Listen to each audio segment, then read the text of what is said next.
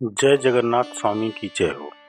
पुरी में आज भगवान जगन्नाथ की रथ यात्रा शुरू हुई है मित्रों। इस यात्रा में भगवान बलभद्र, भगवान जगन्नाथ अपने भाई बलभद्र और बहन सुभद्रा के साथ रथों पर सवार होकर अपने मूल निवास गुंडिचा मंदिर के लिए निकले, जो जगन्नाथ मंदिर से करीब 3 किलोमीटर की दूरी पर है। पुरी का जगन्नाथ मंदिर सनातन के सबसे बड़े 4 धामों में से है।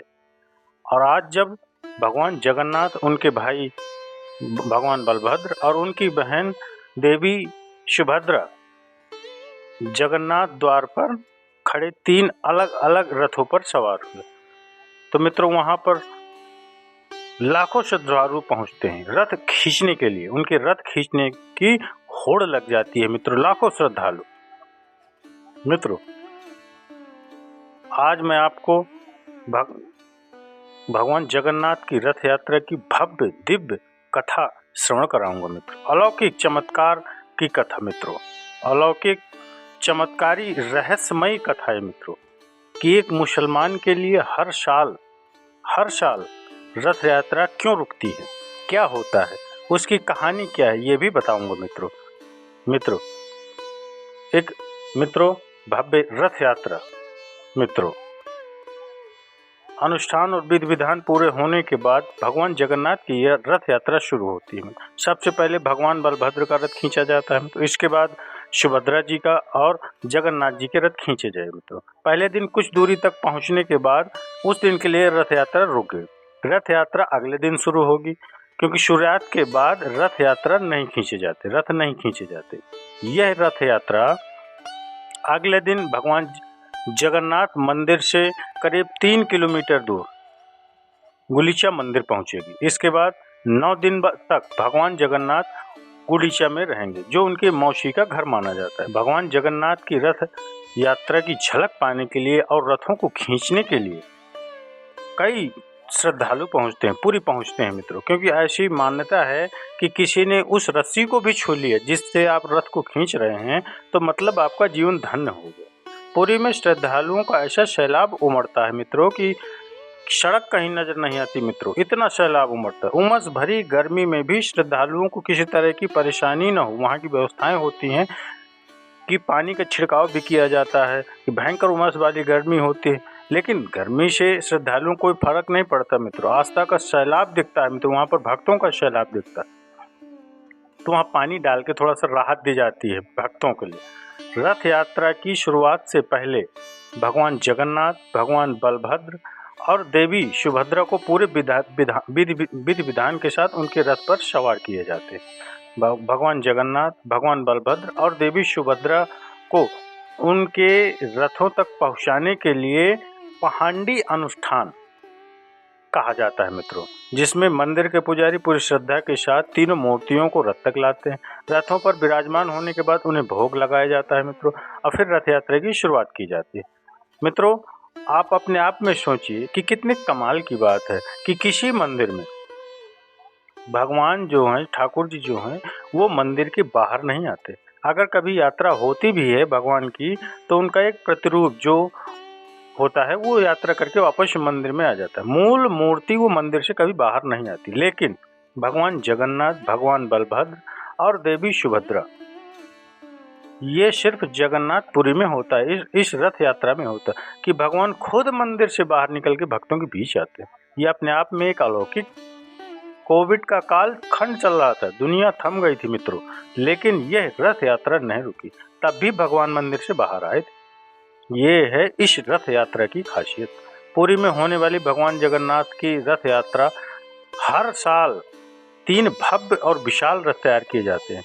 ये रथ भगवान जगन्नाथ, उनके भाई भगवान बलभद्र और बहन देवी सुभद्रा को समर्पित होते हैं। इन तीनों रथों के बारे में भी आपको बताता हूँ मित्रों। पहला रथ जो है वो भगवान जगन्नाथ का होता है, जिसे नंदी घोष रथ कहते हैं। ये रथ सबसे बड़ा होता है और इसकी ऊंचाई लगभग 45 फीट होती है। इसमें कुल 16 पहिए होते हैं और इसका रंग लाल और पीला होता है। रथ की छत पर गरुड़ ध्वज और सुदर्शन चक्र का निशान होता है। दूसरा रथ भगवान बलभद्र का ताल ध्वज रथ। यह रथ नंदीघोष रथ से छोटा होता है थोड़ा सा। इसकी ऊंचाई करीब 44 फीट होती है। इसमें 14 पहिए होते हैं और इसका रंग गहरा नीला और लाल होता है मित्र। इस रथ की ध्वजा पर ताल के पेड़ का चिन्ह होता है। तीसरा जो रथ होता है वो देवी सुभद्रा का होता है, जिसे दर्प दलन रथ कहते हैं। ये रथ तीनों रथों में सबसे छोटा होता है। इसकी ऊंचाई लगभग 43 फीट होती है। इसमें 12 पहिए होते हैं। इनके रथ का रंग जो होता है लाल और काला होता है और सुभद्रा जी का जो रथ होता है वो सबसे बीच में चलता है और इस पर कमल का चिन्ह बना हुआ होता है। भगवान जगन्नाथ की रथ यात्रा के लिए कई महीनों पहले से तैयारियां शुरू हो जाती हैं। रथ यात्रा कब शुरू हुई इसकी सटीक जानकारी किसी के पास नहीं। किसी को मतलब एग्जैक्ट नहीं पता कि रथ यात्रा को लेकर अलग अलग मान्यताएं हैं। पहली मान्यता है कि जब राजा इंद्रद्युम्न ने भगवान जगन्नाथ, बलभद्र और सुभद्रा जी की मूर्तियों को स्थापित किया तो उस वक्त आकाशवाणी हुई कि भगवान जगन्नाथ साल में एक बार अपनी जन्मभूमि जरूर जाएंगे। स्कंद पुराण के उत्कल कांड खंड के मुताबिक राजा इंद्रद्युम्न ने आषाढ़ महीने के शुक्ल पक्ष की दूसरी तिथि को भगवान जगन्नाथ के उनकी जन्मभूमि जाने की व्यवस्था की। तभी से यह परंपरा रथ यात्रा के रूप में चली आ रही। दूसरी मान्यता है कि देवी सुभद्रा के द्वारिका दर्शन की इच्छा को पूरी करने के लिए भगवान जगन्नाथ और भगवान बलभद्र ने अलग अलग रथों पर बैठकर यात्रा की थी।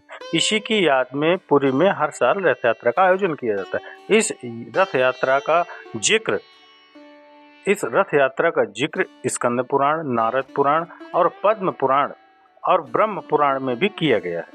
तीसरी मान्यता के अनुसार एक बार राधा रानी कुरुक्षेत्र में भगवान श्री कृष्ण से मिलने पहुंची थी और उन्होंने भगवान श्री कृष्ण से वृंदावन आने का निवेदन किया। राधा रानी के निवेदन पर भगवान श्री कृष्ण अपने भाई भगवान बलभद्र और बहन देवी सुभद्रा के साथ वृंदावन पहुंचे, जहां राधा रानी, गोपियों और वृंदावन के लोगों ने तीनों को रथ पर बिठाया और रथ से घोड़े को हटाकर खुद अपने हाथों से खींचा। तभी से यह रथ यात्रा और उसे हाथों से खींचने की परंपरा शुरू हुई। एक चौथी मान्यता भी है। द्वारिकाधीश भगवान श्री कृष्ण के साथ भगवान बलराम और देवी सुभद्रा का समुद्र के किनारे अग्निदाह किया गया था। कहते हैं उस वक्त समुद्र में तूफान आ गया और तीनों के अर्ध जले पार्थिव शरीर पुरी के समुद्र तट पर पहुंचे। पुरी के राजा ने तीनों शवों को अलग अलग रथों में विराजित करवाया और पूरे नगर में लोगों ने रथों को खींच करके घुमाया।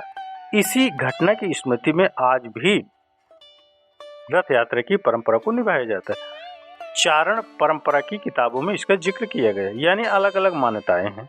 भगवान जगन्नाथ की रथ यात्रा जिस तरह आस्था का सैलाब उबड़ता है मित्रों, ये नई बात नहीं। सदियों से आते हैं लोग आते हैं। भगवान जगन्नाथ की रथ यात्रा में भारी श्रद्धालु दिखते हैं मित्रों, भारी श्रद्धालु पहुंचते हैं जो कि उनके रथ के घुमाने के लिए, और ऐसा लगता है जैसे महाकुंभ चल रहा हो। भगवान जगन्नाथ की रथ यात्रा पूरी आस्था के साथ निकलती है। इस यात्रा से जुड़ी एक मान्यता ये भी है कि यात्रा से ठीक पहले भगवान जगन्नाथ बीमार पड़ जाते हैं। मान्यता है कि रथ यात्रा से पहले पड़ने वाली स्नान पूर्णिमा के दिन भगवान जगन्नाथ को 108 कलश पानी से स्नान कराया जाता है, जिसकी वजह से भगवान जगन्नाथ की तबीयत बिगड़ जाती है मित्रों। वो डॉक्टर चेकअप भी करते हैं मित्रों और वो 15 दिन के लिए एकांतवास में चले जाते हैं मित्रों। इस दौरान मंदिर के कपाट बंद रहते हैं और भगवान जगन्नाथ का इलाज चलता है। इलाज के बाद भगवान स्वस्थ होकर भक्तों को दर्शन देते हैं और इसके अगले दिन भगवान जगन्नाथ रथ यात्रा के लिए तैयार होते हैं। और इसीलिए कहा जाता है कि अगर आप जगन्नाथ मंदिर में जा रहे हैं, भगवान जगन्नाथ के मंदिर में जा रहे हैं, तो मतलब आप समझिए कि साक्षात भगवान श्री कृष्ण से मिल रहे हैं। पुरी में हर साल निकलने वाली भगवान जगन्नाथ की यात्रा हर बार मंदिर से लगभग करीब 200 मीटर की दूरी पर कुछ देर के लिए रुकती है और इसके पीछे का रहस्य भी आपको बताता हूँ मैं। तो भगवान जगन्नाथ की रथ यात्रा मंदिर के पास बनी शालवेग की मजार के सामने कुछ देर के लिए रुकती है। सालबेग मुस्लिम परिवार में जन्मे थे। उनके पिता मुगल साम्राज्य के सूबेदार थे। सालबेग की पढ़ाई वृंदावन में हुई, लेकिन एक बार वो किसी काम से पुरी आए, जहां उन्होंने भगवान जगन्नाथ की महिमा के बारे में जाना। उनके मन में भगवान के दर्शन करने की इच्छा हुई, लेकिन जब सालबेग मंदिर पहुंचे तो उन्हें दरवाजे पर रोक दिया गया कि भाई मुसलमान का अंदर क्या काम। तो इस बात से सालबेग का मन दुखित हुआ, लेकिन भगवान जगन्नाथ को लेकर उनकी भक्ति और गहरी होती चली गई। वो भजन कीर्तन और भगवान जगन्नाथ का नाम जपने लगे। मान्यता है कि एक रात सालबेग को सपना आया, जिसमें भगवान जगन्नाथ ने स्वयं प्रकट होते हुए सालबेग से कहा कि उसकी भक्ति से वो प्रसन्न है। भगवान जगन्नाथ ने सालबेग से ये भी कहा कि भले ही वो मंदिर में उनके दर्शन नहीं कर पाए, लेकिन उन्हें दर्शन जरूर देंगे। तो सालबेग ने भगवान से पूछा कि कब दर्शन दीजिएगा मित्रों। तो भगवान ने कहा कि जब रथ यात्रा निकलेगी तो मेरा रथ तुम्हारे सामने आकर रुकेगा और सब जान जाएंगे कि तुम मेरे सच्चे भक्त हो। जब यात्रा का दिन आया तो जैसे ही भगवान जगन्नाथ का रथ उस जगह पहुंचा जहां सालबेग ठहरे थे, रथ वहीं पर अटक गया। हजारों लोगों मिलकर भी रथ का पहिया आगे नहीं बढ़ा सके। इसके बाद भगवान जगन्नाथ की फूलों की माला सालबेग तक पहुंचाई गई। लोगों को समझ में आ गया कि प्रभु सालबेग को दर्शन दे रहे हैं, और तब जाकर रथ आगे बढ़ पाया। बाद में पुरी के राजा ने उस जगह पर एक मंदिर बनवाया जिसे लोग सालबेग की मजार भी कहते हैं। और आज भी रथ यात्रा के समय भगवान जगन्नाथ का रथ यहाँ पर जरूर रुकता है। यानी आप देखिए मित्रों कि भगवान के लिए सब बराबर है और अपने भक्त के लिए वो कुछ भी कर सकते हैं। ये इसका जीता जागता प्रमाण है मित्रों। भगवान जगन्नाथ और उनकी रथ यात्रा से जुड़ी ये मान्यता बताती है कि भगवान की भक्ति के लिए न धर्म देखना जरूरी है और न जात। जरूरत सिर्फ सच्चे मन और विश्वास की है। भगवान जगन्नाथ की रथ यात्रा में उमड़े आस्था के बीच उमड़े सैलाब में मंदिर में लगने वाली ध्वजा की भी चर्चा हो रही है मित्रों। जो ध्वजा लगती है, हर रोज मंदिर का एक पुजारी बिना किसी सुरक्षा इंतजाम के ध्वजा लेकर मंदिर के शिखर पर चढ़ता है, जो करीब 214 फीट ऊंची है। आजकल आप देखते हैं मित्र कि लोग ऐसे रस्सी लगाकर, सेफ्टी बेल्ट लगाकर लोग चढ़ते हैं कहीं ऊंचाई, लेकिन मित्रों ये रोज रोज ध्वजा चेंज होती है। और जो व्यक्ति ऊपर 214 फीट चढ़ता है वो कोई रस्सी, कोई सेफ्टी बेल्ट लगाकर नहीं जाता, लेकिन प्रभु की कृपा है कि कोई दिक्कत नहीं आती उसको। शिखर पर चढ़ने के बाद पुजारी हर रोज ध्वजा को बदलता है। इस पर लगे ध्वज को हर दिन शाम को 4 से 5 बजे के बीच बदला जाता है। जो लोग इस ध्वज को बदल रहे हैं वो पुरी के एक चोला परिवार से आते हैं और पिछले 800 साल से ध्वज बदलने का काम करते हैं। जगन्नाथ मंदिर की ध्वजा की खासियत है मित्रों, क्या खासियत है कि ये हवा की उल्टी दिशा में लहराती है कहा जाता है। यानी हवा अगर पूरब की तरह चल रही है तो झंडा पश्चिम की दिशा लहराता है, ऐसी मान्यता है। मंदिर की ध्वजा को लेकर मान्यता है कि किसी वजह से पुजारी एक दिन भी ध्वजा नहीं बदल से चूक गया, ध्वजा नहीं बदल पाए, तो मंदिर अगले 18 साल के लिए बंद हो जाएगा मित्रों। और इसीलिए ऐसा कभी नहीं हुआ कि ध्वजा न बदली गई। अब आपके दिमाग में सवाल आ रहा होगा कि ऐसा कैसे हो सकता है कि एक झंडा हवा की उल्टी दिशा में लहरा रहा है। साइंस के हिसाब से तो ऐसा संभव नहीं, लेकिन इसके पीछे एक पौराणिक कहानी है। मान्यता है कि समंदर की तेज लहरों की आवाज से भगवान जगन्नाथ को नींद लेने में दिक्कत हो रही। तब हनुमान जी ने समुद्र से आग्रह किया कि लहरों की गति को कम कर दो, लेकिन समुद्र ने कहा कि यह संभव नहीं। इसके बाद हनुमान जी ने पवन देव से कहा कि आप अपनी स्पीड कम कर लीजिए, तो उन्होंने भी मना कर दिया। इसके बाद पवन पुत्र हनुमान जी ने मंदिर के चारों तरफ तेज गति से उड़ना शुरू कर दिया। इससे समंदर से आ रही लहरों की आवाज बंद हो गई और ध्वज हवा की उल्टी दिशा में लहराने लगा। दुनिया भर से लाखों करोड़ों लोग इस चमत्कार को देख चुके हैं, लेकिन ये कैसे हो रहा है इसका जवाब पौराणिक मान्यताओं के अलावा किसी के पास आज भी नहीं। सनातन धर्म में हर देवी देवता का अलग अलग स्वरूप भी है। जगन्नाथपुरी में भगवान की मूर्ति से जुड़ी कई पौराणिक कथाएं। इस मूर्ति में भगवान जगन्नाथ की आंखें काफी बड़ी नजर आती हैं और मूर्ति में हाथ और पैर नहीं। भगवान जगन्नाथ की आंखों के पीछे का रहस्य क्या है इसके बारे में भी बताता हूँ मित्रों। पौराणिक कथाओं के मुताबिक जब भगवान जगन्नाथ राजा इंद्रद्युम्न के राज्य में गए तो उनका दिव्य रूप देखकर वहां के लोगों की आश्चर्य से बड़ी हो गई। उनकी भक्ति देख भगवान जगन्नाथ जी ने भी अपनी आंखें बड़ी कर ली मित्रों। और भगवान जगन्नाथ की मूर्ति के हाथ और पैर इसलिए नहीं हुए क्योंकि उसको भी लेकर अलग अलग मान्यताएं हैं कि जब राजा इंद्रद्युम्न ने भगवान जगन्नाथ की मूर्ति बनाने का काम विश्वकर्मा जी को दिया तो भगवान विश्वकर्मा ने शर्त रखी कि जब तक वो मूर्ति बनाएंगे तब तक कमरे में कोई प्रवेश नहीं करना चाहिए। लेकिन जब मूर्ति बनाने में काफी लंबा वक्त लगा तो राजा इंद्रद्युम्न कमरे के बाहर खड़े होकर मूर्ति बनाने की आवाज सुनने लगे। एक दिन राजा को अंदर से कोई आवाज नहीं तो उन्हें लगा कि मूर्ति बनाने का काम पूरा हो गया और उन्होंने दरवाजा खोल दिया। इससे नाराज होकर विश्वकर्मा जी मूर्तियों को अधूरी छोड़कर चले गए। मान्यता है कि तभी से भगवान जगन्नाथ, भगवान बलराम और देवी सुभद्रा की मूर्ति अधूरी है। भगवान जगन्नाथ के मंदिर को लेकर एक मान्यता यह भी है कि जब मुगलों ने भगवान जगन्नाथ के मंदिर पर हमला किया तो मंदिर की मूर्तियों को सुरक्षित स्थान पर ले जाकर के छुपा दिया गया। वो जगह उड़ीसा के कांकड़ सीकरी में है जो चिल्का झील के बीचों बीच मौजूद एक टापू है। इसलिए आज भी किंकण सीकरी में नाव पर भगवान जगन्नाथ यात्रा निकलती है। इस यात्रा में शामिल होने दूर दूर से श्रद्धालु पहुँचते हैं। भगवान जगन्नाथ की रथ यात्रा में लाखों श्रद्धालुओं की भीड़ जाती है। बहुत ज्यादा लोग पहुंचते हैं मित्रों, लाखों लोग पहुंचते हैं मित्रों। जगन्नाथ मंदिर से जुड़ा हुआ एक फैक्ट ये भी है कि मंदिर के शिखर पर किसी भी पक्षी को बैठा हुआ आज तक नहीं देखा गया। आमतौर पर मंदिर और दूसरे धार्मिक स्थलों के आसपास पक्षी तो बैठते हैं, लेकिन इस मंदिर के ऊपर से कोई पक्षी ना तो गुजरता है और ना ही बैठता है, ऐसी मान्यता है। ऐसा क्यों होता है, इसका जवाब अब तक किसी के पास नहीं। इसी मान्यता के तहत मंदिर को नो फ्लाई जोन में भी रखा गया, यानी कोई भी विमान इस मंदिर के ऊपर से नहीं उड़ सकता। इस मंदिर को लेकर दूसरा रहस्य यह भी है कि इस मंदिर में प्रवेश करते हुए जब सिंह द्वार के पास खड़े होते हैं तो समुद्र की लहरों की आवाज़ सुनाई देती है, लेकिन जैसे ही सिंह द्वार को पार करके मंदिर के अंदर प्रवेश करते हैं तो लहरों की आवाज़ सुनाई देनी बंद हो जाती है। कोई वास्तु या शिल्प कार्य से जुड़ा हुआ विषय हो सकता है, लेकिन अभी तक कोई पुख्ता प्रमाण भी नहीं। भगवान जगन्नाथ के मंदिर में ऐसे ऐसे चमत्कार हैं जिनका जवाब विज्ञान के पास भी नहीं दिखता है मित्रों।